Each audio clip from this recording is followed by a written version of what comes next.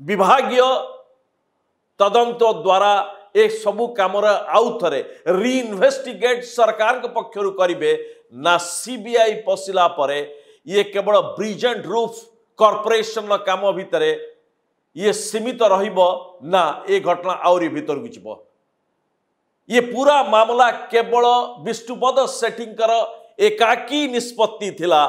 ना bridge and roof को फायदा दबा पाई आ ब्रिज एंड रूफ सह ठिकादार मानू फायदा दबा पाई जो माने सब कॉन्ट्रैक्ट नहीं थिले एथिरे विभागीय मंत्री नित्यानंद गंडंक प्रति विपद बढ़ी पारे ना नाही एबे ताहा मध्य प्रश्नवाची रही ये पूरा घटना रे मान्यवर हाईकोर्ट ये सबुर उभय पक्षर जुक्ति शुणिबा परे जो केतक गुरुत्वपूर्ण टिप्पणी देइचंती से टिप्पणी होउची जे प्रथम हला विष्णुपद सेठी द्वारा जो जुक्ति बढ़ा जाइता तांको वकील कहिथिले जे विष्णुपद सेठी को कस्टडियल इंटरोगेशन बा गिरफ करा जाई पचरा उचरा करेबार कोनोसी आवश्यकता नहीं।